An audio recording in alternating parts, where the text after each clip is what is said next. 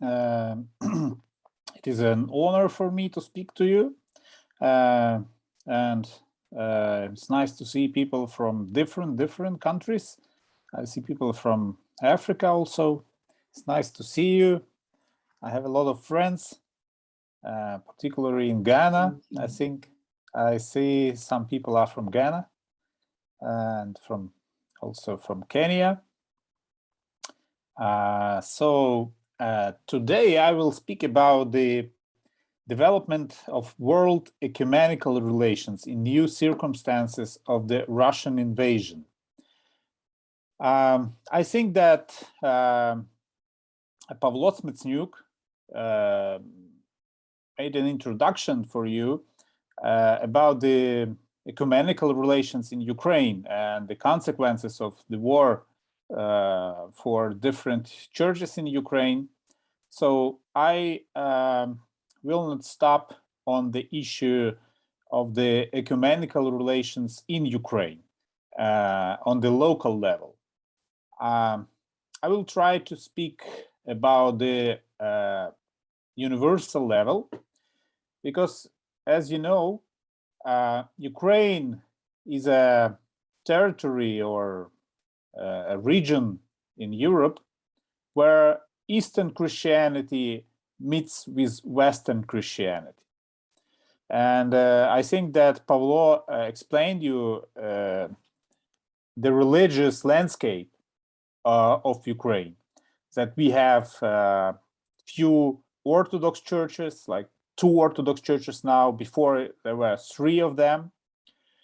And there are also 2 Catholic churches, Eastern Catholic Church or Ukraine Greek Catholic Church and Latin Rite Church. And we have a lot of Protestant denominations also here in Ukraine. They are only about 2% of population, but when we are talking about the registered religious organizations, Protestants have around a half of all. So their communities are small, but there are a lot of them in Ukraine.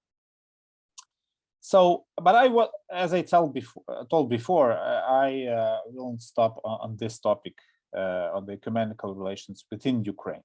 But you can understand that, and you, I think, understand this, that the global ecumenical dialogue also influences on the situation in Ukraine, and vice versa. What is happening in Ukraine also influences on the universal level.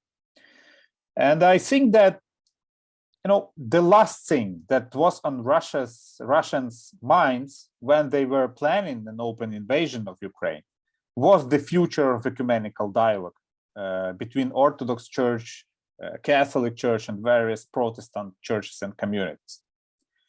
The reaction of various Christian and ecumenical organizations to Russia's actions were probably calculated there. However, as can be guessed from many news reports in the first hours and days of the war, the Russians were planning a blitzkrieg or a short war. According to their plan, the Ukrainian government and army would fall within a few days. And then a puppet government loyal to Russia would be installed in Ukraine, and all protests on the ground would be suppressed by the occupying forces. The whole world, including various Christian churches and communities, would have to accept a fait accompli. So everything accomplished. That's it. And it is likely that the Russian ambassador to the Holy See, Alexander Avdeyev, painted this picture for Pope Francis during his private visit to the Russian embassy on the second day of the invasion, that the Ukraine would undergo a change of political regime. Still, Catholics would be guaranteed freedom of religion, approximately as it happened in Crimea. Another question is how well Roman and Greek Catholics feel in the occupied territories.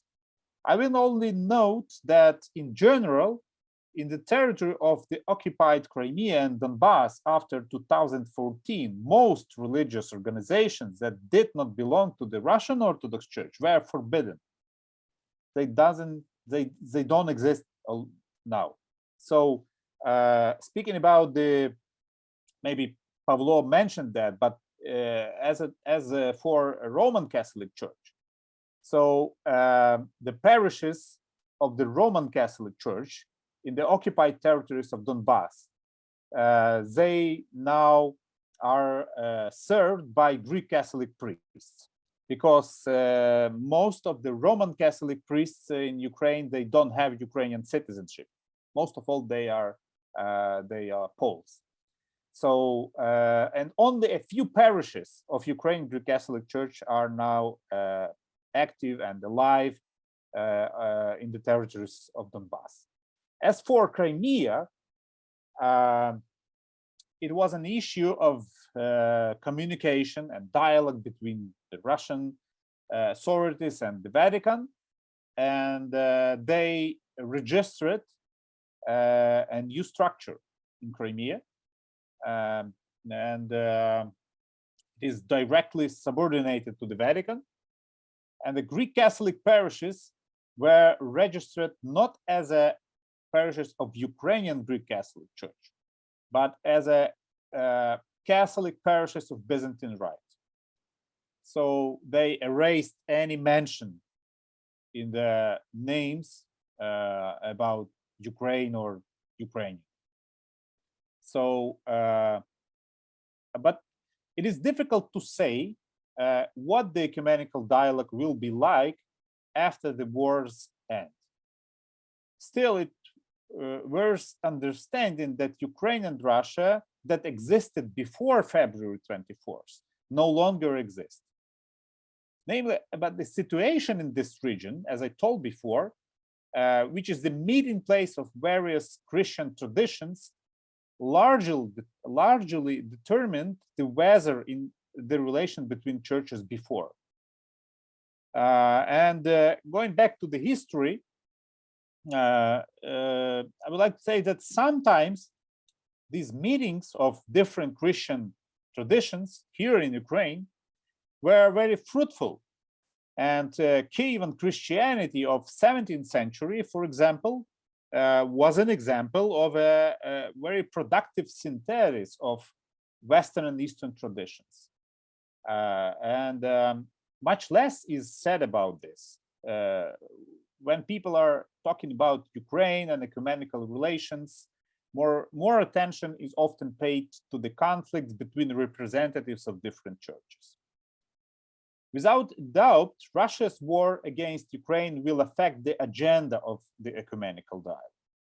Cardinal Kurt Koch, who is a head of the dicastery of the promoting of Christian unity, who usually speaks very diplomatically about relations with the Russian Orthodox Church, recently accused the Moscow Patriarch of heresy. It's something unbelievable. And he said also that the issue of relations between the church and state power should become a subject of discussion within the Orthodox Catholic dialogue. There has been no reaction from the Orthodox side yet.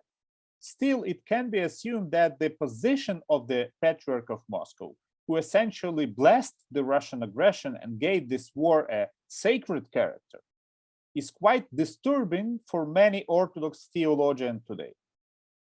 And you have probably already heard about the declaration in which many of them condemned the ideology of Ruski Mir, or Russian world, as an ethnophilic heresy.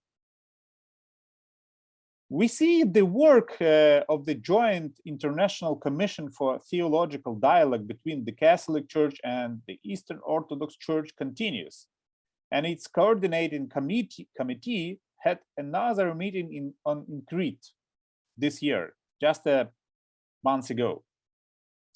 Representatives of the Russian Church and other Slavic churches did not attend this meeting. And to my mind, this is a manifestation not only of different positions among the Orthodox regarding dialogue with Catholics, but also a consequence of growing problems within the Orthodox Church itself. Today, it is already clear that the future of this commission depends on whether a consensus will be found within the Orthodox world on various issues of internal nature, particularly on the issue of primacy and ecclesiology, autocephaly. And I think that Pavlo touched a little bit this issue of autocephaly. You know that it's concerning the Ukraine, it's a very crucial issue now in the Orthodox world.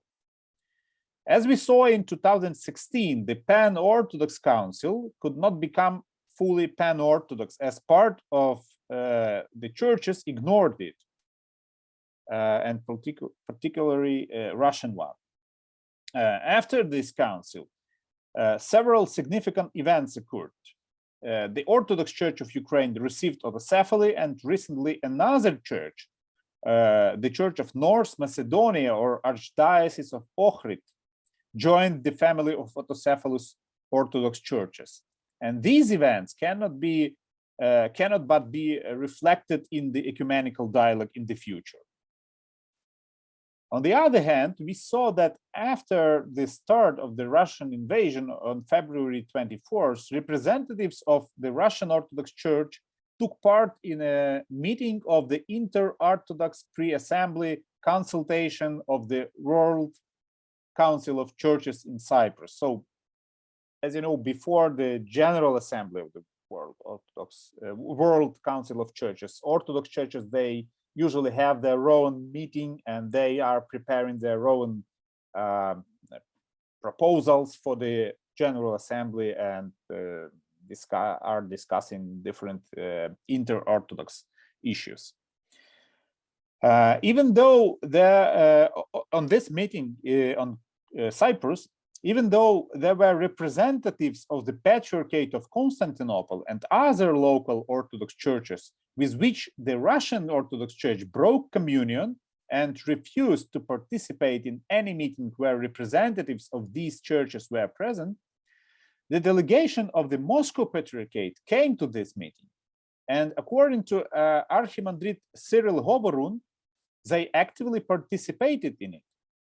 And that, according to him, shows that Moscow now is trying to maintain its membership and influence in important ecumenical organizations.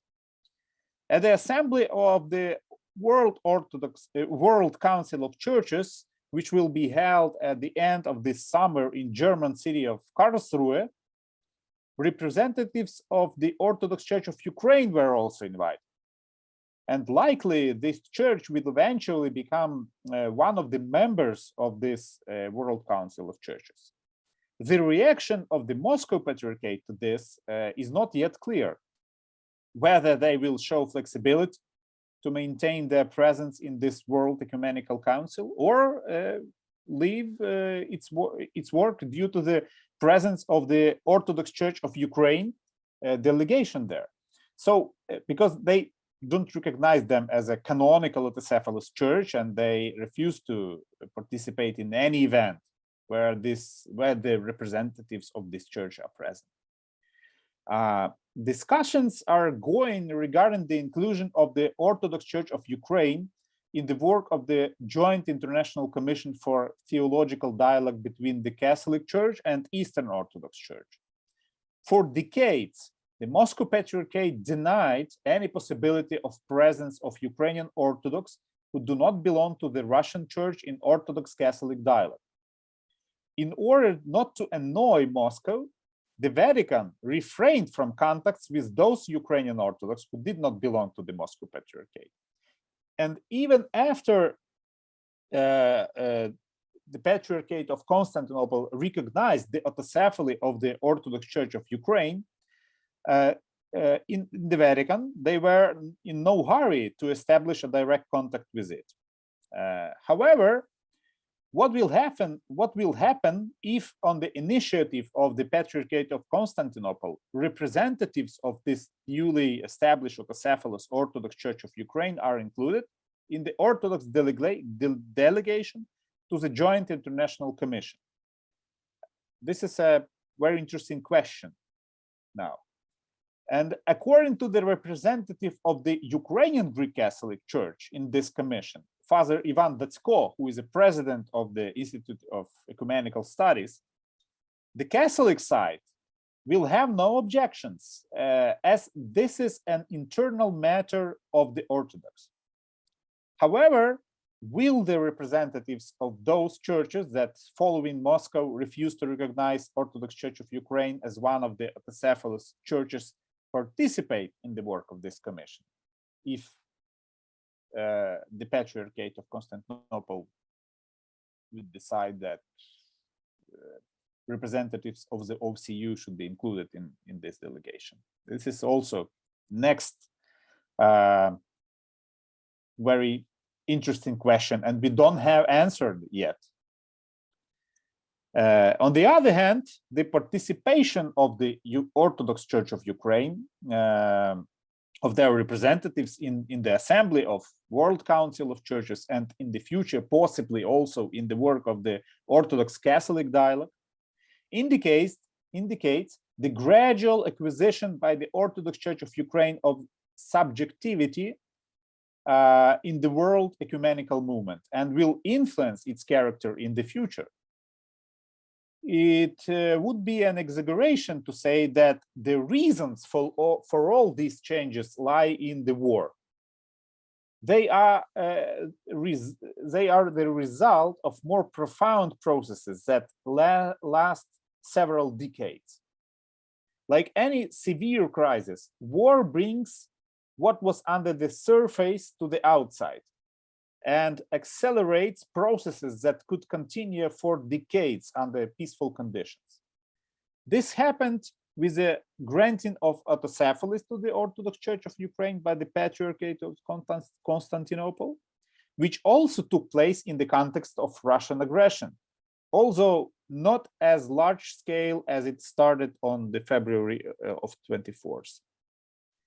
In my opinion, what is happening now in the ecumenical movement, particularly in the Catholic Orthodox dialogue, is very similar to what happened in Europe in 1989. According to Pope John Paul II, 1989 was for the peoples of Eastern Europe what the year of 1945 was for Western Europeans. The Second World War ended with the liberation from the Nazi totalitarian regime in Western Europe. Still, it did not end with the release of Eastern and Central Europe, as the peoples of this part of Europe came under the rule of another, no less cruel totalitarian regime, the Soviet one. Ecumenical dialogue after the war did not develop after the Second World War, did not develop in vacuum, but became dependent on the political situation in the world at that time. In fact, it became a hostage to this situation, and without liberation from this dependence, it will not be able to overcome the crisis that this war, current war, has only deepened. Here I would like to recall something from history. Father Roman told you that I am a historian, so I will speak a little bit about history. In 1948, the Pan-Orthodox Conference was held in Moscow. At first, this meeting was conceived by Stalin as a Pan-Orthodox Council, which was supposed to establish a status of the Moscow Patriarchate as the first see within Orthodoxy. Already in 1945, one of the participants of the Council of Russian Orthodox Church, which elected the new Moscow Patriarchate, rhetorically asked, "Didn't the head of the church, the Lord Jesus Christ, move its center to Moscow?" It was a repeat of that old Russian mythology about the Moscow, the third Rome. And that idea emerged again within the Moscow Patriarchate just after the end of the Second World War. And however, the Greek churches opposed such a scenario. And therefore, the status of the gathering in 1948 was reduced from the council to the conference. In the context of our topic, it should be noted that this meeting also paid much attention to ecumenism. The work of a separate commission was devoted to the issue of relation with Catholic Church, and the result of the work of this commission was the separate document, which was called the Vatican and the Orthodox Church. It is a very interesting document when I'm reading it today, because what was stated in the document? That the Vatican was one of the instigators of the two imperialist wars, the First World War and the Second World War, while today, so they wrote this document in 1948, today it takes an active part in fostering a new war and in general in a political struggle against world democracy. It was the Soviet Union. They saw themselves as a leading force of world democracy. At the end of the document, the Vatican's policy was characterized as anti-Christian, anti-democratic, and anti-national. The reaction of the participants of the meeting to the idea of creating a World Council of Churches was less drastic, but also negative. Of course, relations between the Russian Orthodox Church and Rome were not easy even before that. Still, in the post-war years, the aggressive attitude of the Moscow Patriarchate toward Catholics were determined to a large extent by the policy of the Soviet Union, whose leadership viewed the Vatican as one of the adversaries in the Cold War. As is known from the currently available archival materials of the KGB, the destruction of the Ukrainian Greek Catholic Church on the territory of the USSR in 1946 was a part of the plan to combat Vatican influence. A change in the policy of the USSR came in the last years of Stalin's life. And as we know now, a series of consultations and discussions took place between the two sides, between Vatican and Moscow and Kremlin, regarding the normalization of relations during this period. At that time, the parties did not reach a consensus. Still, the death of Stalin did not finally interrupt this process, since the channel of dialogue between Moscow and Rome had already been established under Nikita Khrushchev. Khrushchev tried to reset or restart relations with the West. And the Russian Orthodox Church had to play an essential role in this process.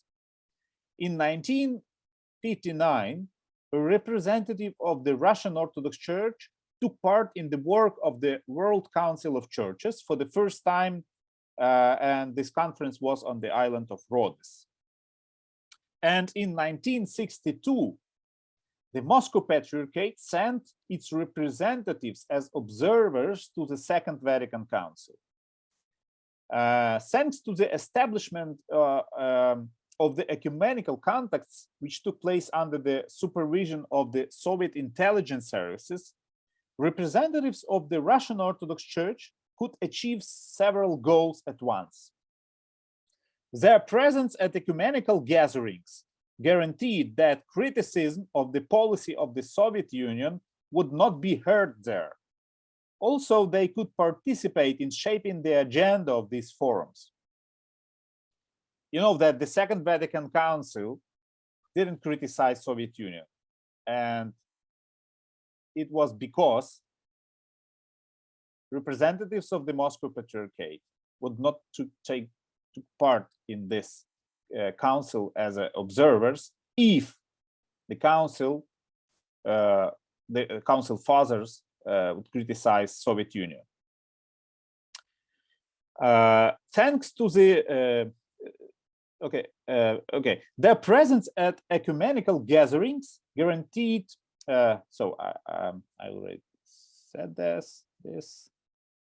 Sorry, I have some notes. And on the other hand, these contacts help to consolidate the status quo that had developed in Eastern Europe after the Second World War, where the Russian Orthodox Church took a monopoly position and spoke at the international level on behalf of all Christians of the Byzantine Rite in the region. In the case of Ukraine, through contacts with the Vatican, Moscow tried to block any attempts to review the issue of the existence of the Ukrainian Greek Catholic Church.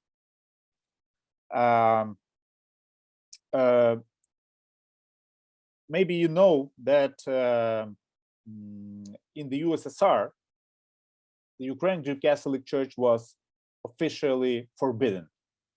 So a part of it was forcibly annexed to the Moscow Patriarchate, and the other part was underground, a catacomb church or silent church, and a big part was in diaspora in North and South America, in Europe and Australia.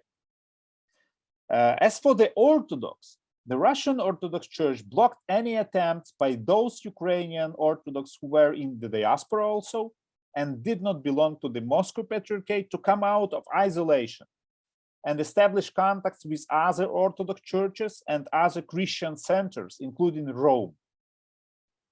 You know that Ukrainian Greek Catholic bishops on the Second Vatican Council, they also wanted to invite some Ukrainian Orthodox bishops as observers to the council.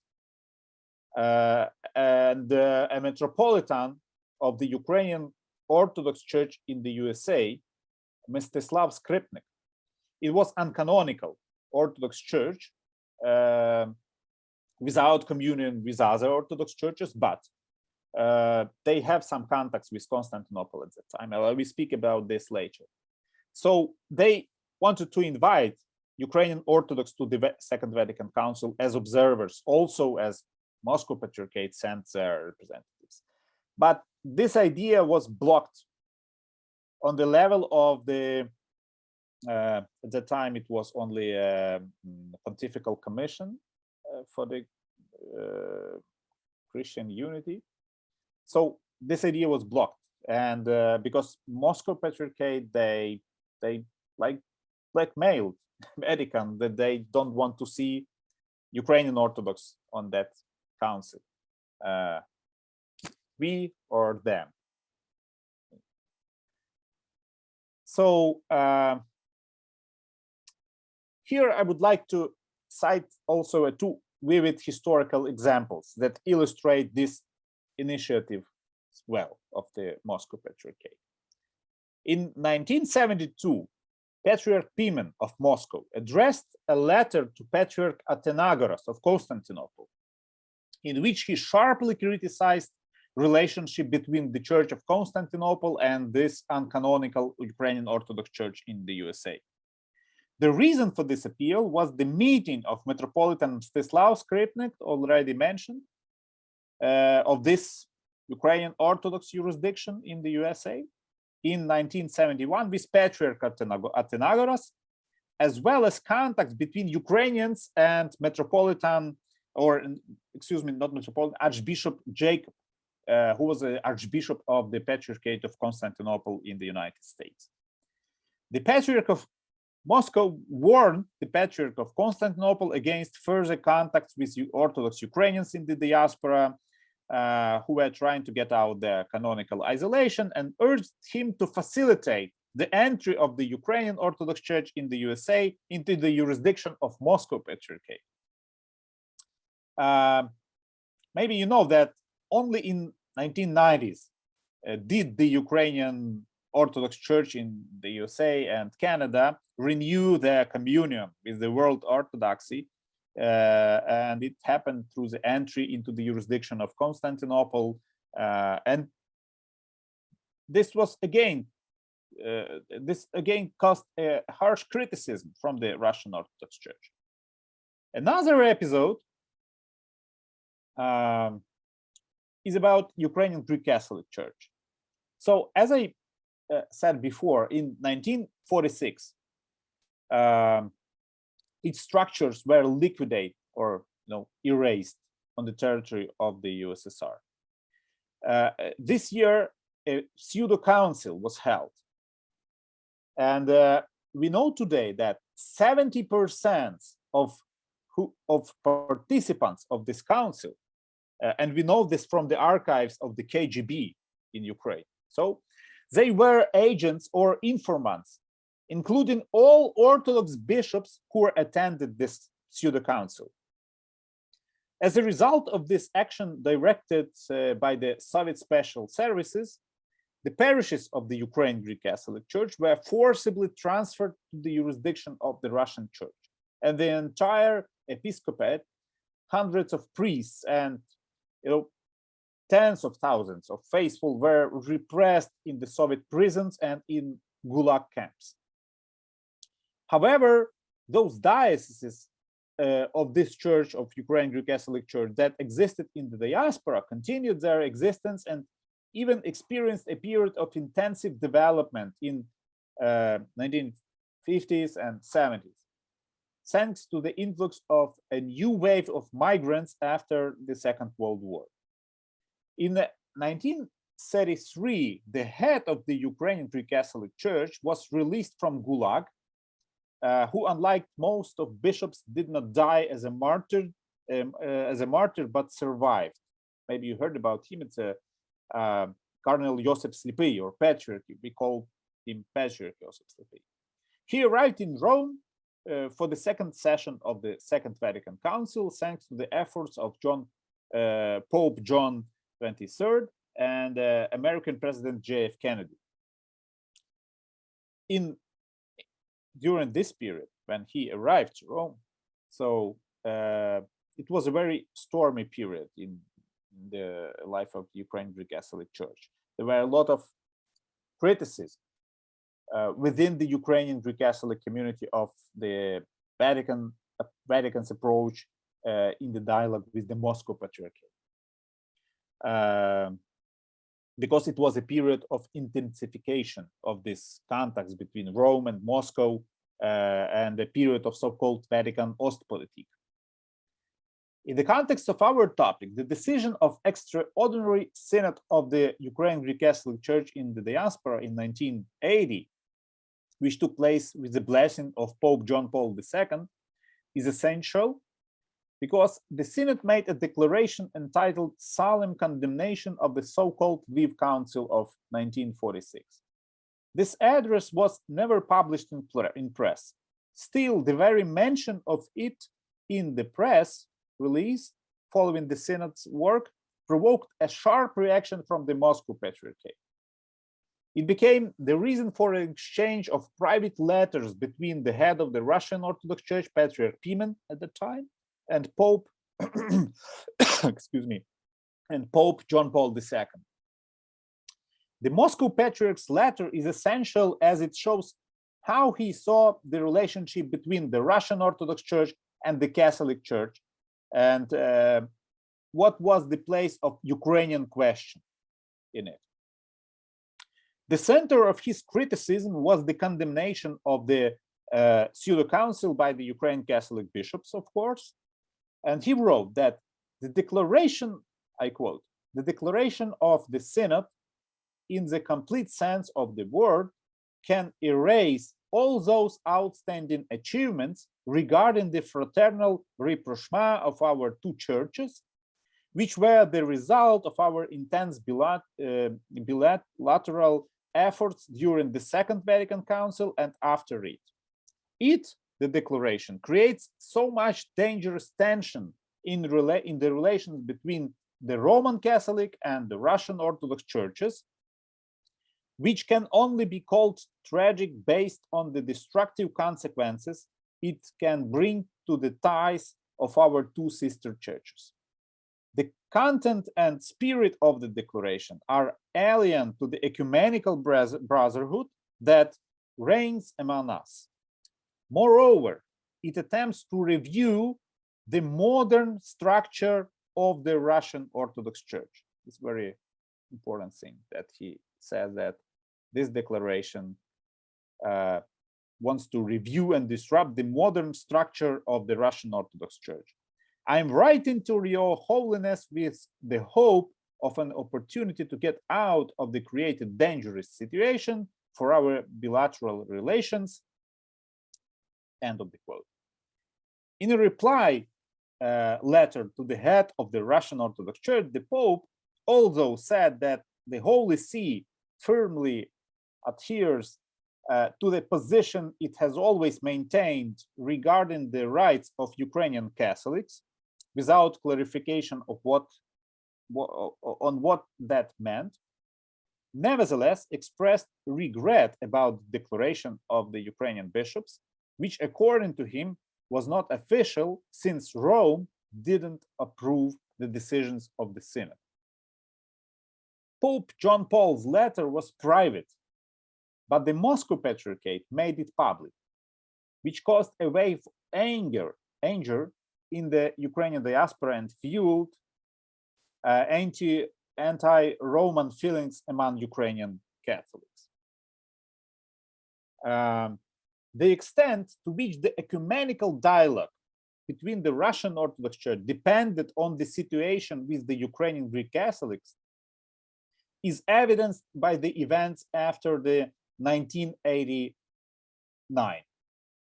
Because maybe you know that after the 1990, the issue of uniatism, which is in Moscow Patriarchate, they understand uniatism as a very existence of the Eastern Catholic churches. So during the meetings of Orthodox Catholic Commission, this issue was raised at a meeting in Freising in 1990, in Balamant in 1993, and in Emmensburg in 2000. Each time, the main initiator of such agenda was the Moscow Patriarchate, which could not come to terms with the change in the religious situation in Eastern Europe, and especially in Ukraine. And after 1989, and it also sought to instrumentalize Orthodox Catholic dialogue and to return to the situation that existed before the collapse of the USSR, of the Soviet Union. The work of the Commission was resumed only in 2006, but it also reached a dead end. It focused on the most critical issues that need to be resolved in the Orthodox Catholic dialogue, as it can unlock a door for the restoration of unity, and namely the issue of primacy in the Church. As you know, the Moscow Patriarchate left the meeting in Ravenna in 2007, when one of the essential documents on this issue was signed.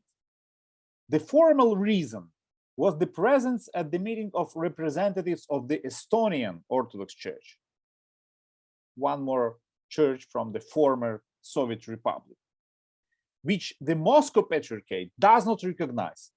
But subsequent events showed that the real reason was something else.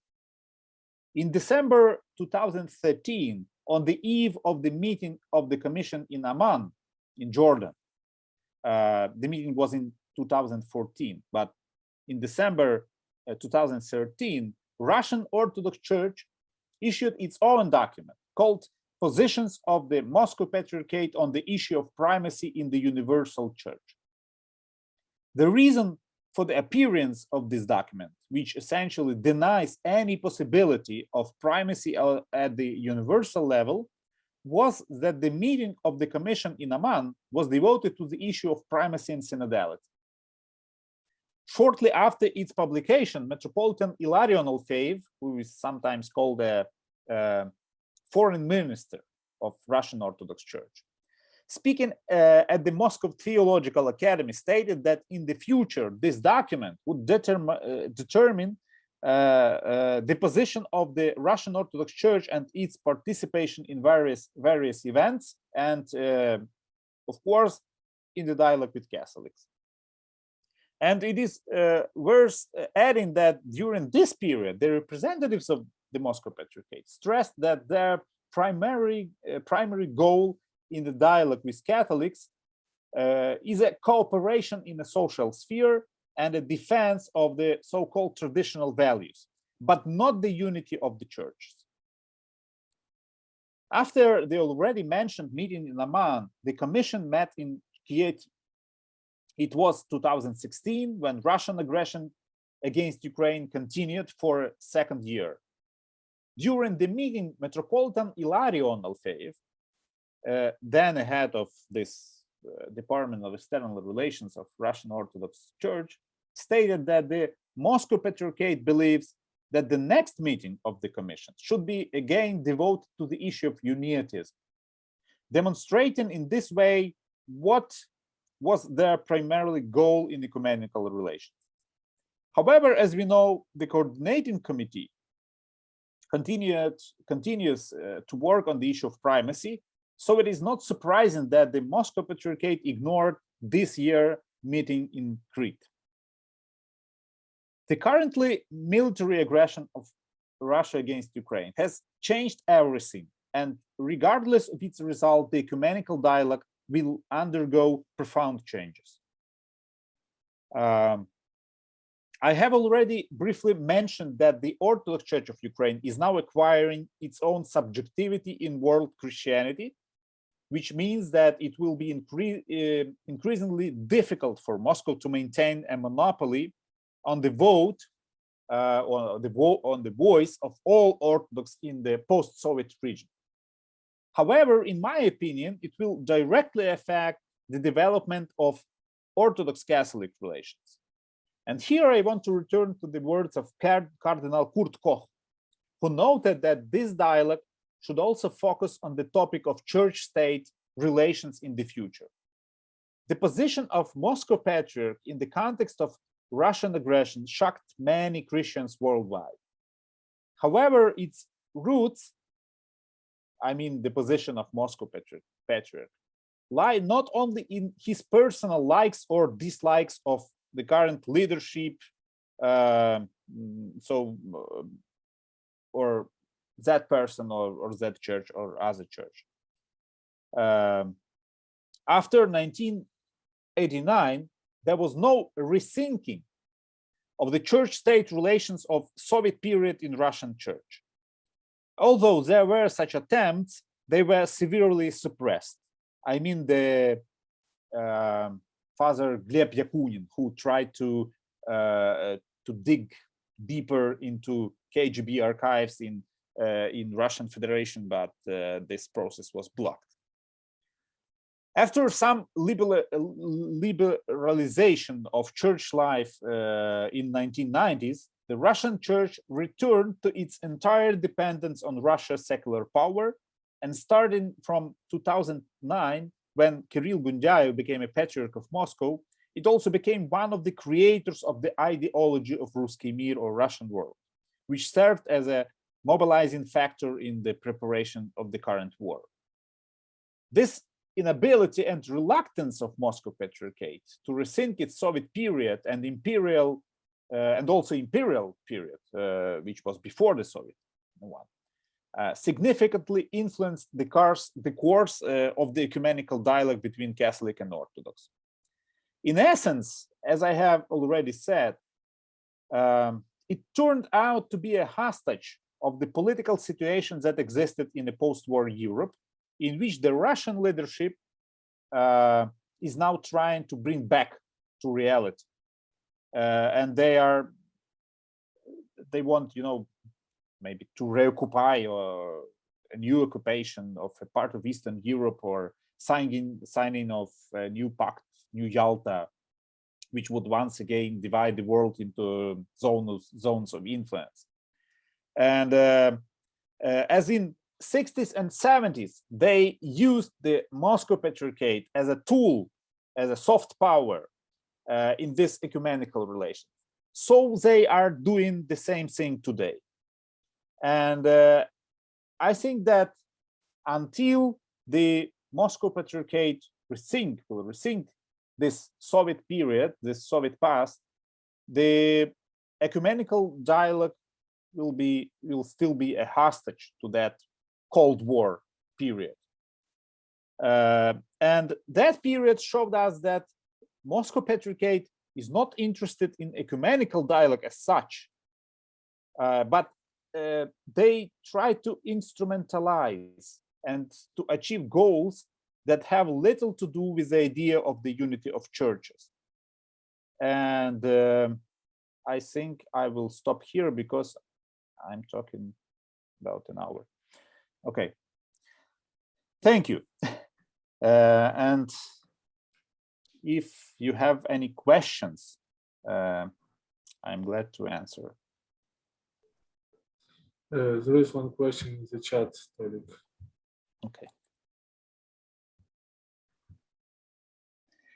Please, would you briefly explain situation in Central and Eastern Europe after the Second World War, because words colonies or colonization are mentioned with regard to Russia very rarely, but the reality was roughly the same as colonization, though it was called under influence of USSR or brotherly help or Eastern Bloc.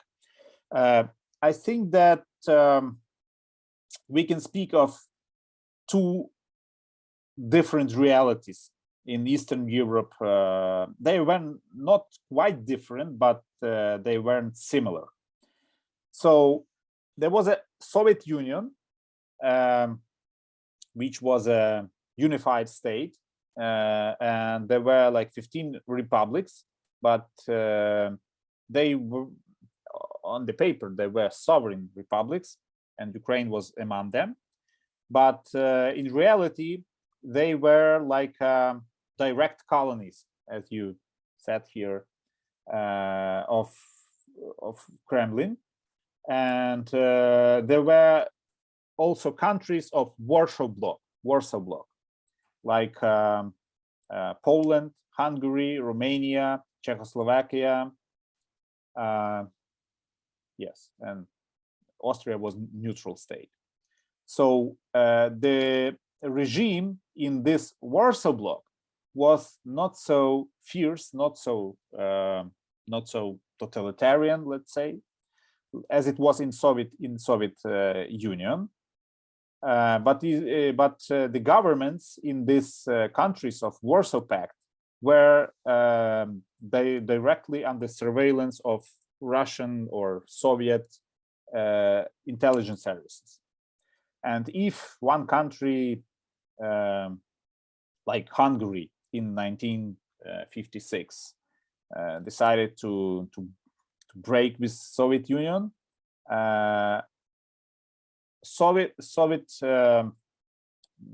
authorities, they sent tanks and troops to Hungary. The same happened in Czechoslovakia in 1968. So answering to your question about colonies or colonization, I think that, yes, we can speak about colonization when we are talking about the Warsaw Bloc, but what was happening in Soviet Union, it wasn't just colonization. It was a total, I think the best word would be unification of all these countries with Russia. They tried to Russify, to eliminate any mention of local culture, local languages. So they tried to unify the ordinary life and the political system with the Russian one. So it was not just colonization, as I understand it, but they tried to make all these countries Russia. But Warsaw Bloc it looked like colonization. Thank you very much. I was very interested to hear your answer, because from what I read, it seems that many countries in Africa consider Russia being in contrast to Western countries who had colonies in Africa and being the good guy. But I just wanted you to explain that, yes, maybe not the word colony or colonies or colonization were used, but you know, but still the acts were roughly the same. Thank yes, you. yes, the acts are the same. You know that the Russian propaganda now, they are using this anti-colonizational rhetoric.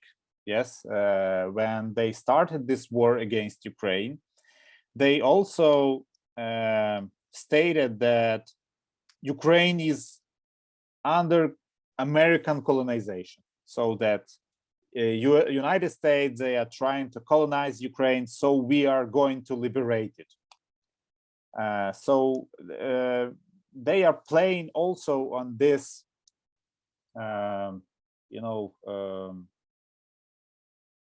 anti-American feelings that are very spread in the world. And I understand very well that in some parts of the world,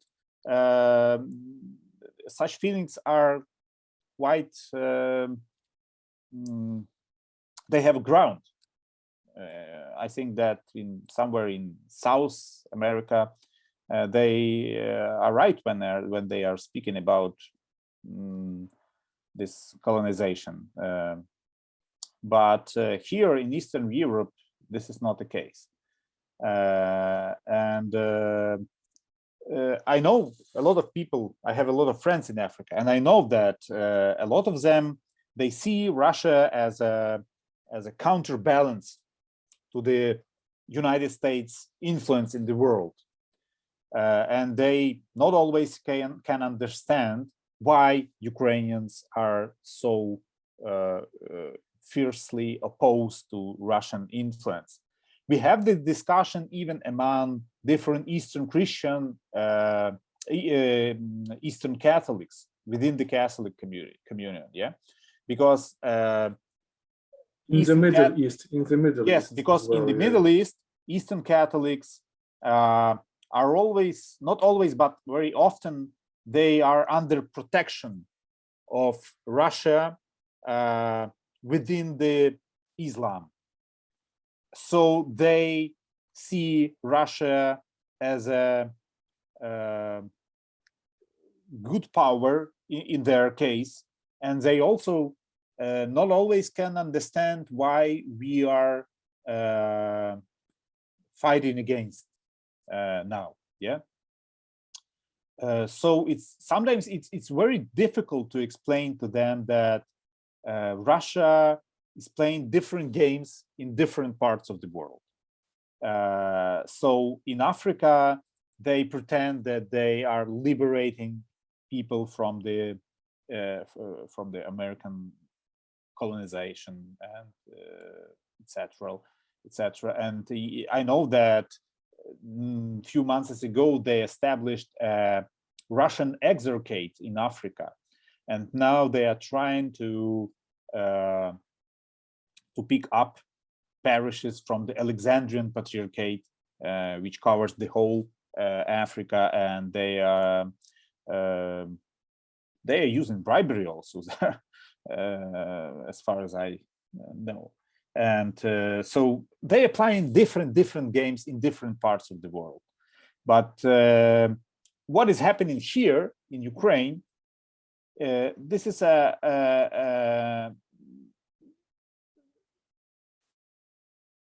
to say it, not too harsh, but it's hard. So they're trying to renew and to re-establish a Soviet Union. So we can see on our TV news, when Russian forces capture this or that city, they always bring a Soviet flag with them. So the country that doesn't exist already.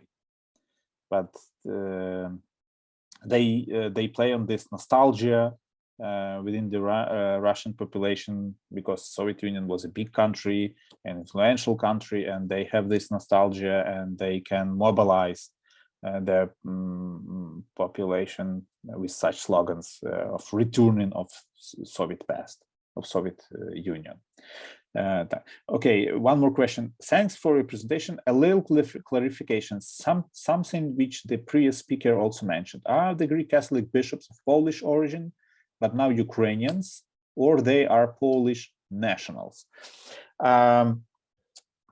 So most of them are of Ukrainian origin. I think all of them are of Ukrainian origins, because you know that, but they are not migrants. So they were born in Poland, because you know, when you have a borderland, you always have this mixed population. And here in Western Ukraine, we have mixed villages, or we have the situation where this village is Polish and the other one is Ukrainian one. And on that side of the border in Poland, the situation was the same. Today it's not the same, because Stalin managed exchange of population after the Second World War. But a lot of ethnic Ukrainian villages were on the side where today is Poland. So most of them, all of them, were born in Poland. So they have Polish citizenship. So I think that they accept Poland as their motherland, not Ukraine. I think that they treat Ukraine as a historical, maybe, motherland, but they treat Poland as their motherland, and they are Polish citizens. But they have Ukrainian ethnic roots. There was a discussion during 90s in Poland about the liturgical language. Should the parishes of the Ukrainian Greek Catholic Church in Poland use a Polish language during their services or Ukrainian? And the problem was that the older generation, they preferred Ukrainian language during the services. But younger generation, which was more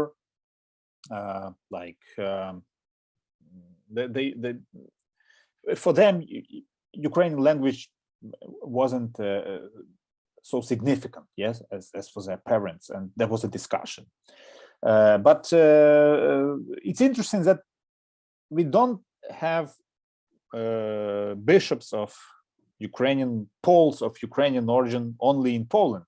We have Bishop Bogdan Danilo in the USA, in the US, United States, who was born in Poland, and he now is a Ukrainian Greek Catholic bishop in the USA. So answering your question, they have Ukrainian ethnic roots, but they consider themselves as Poles, I think, yeah, in daily life.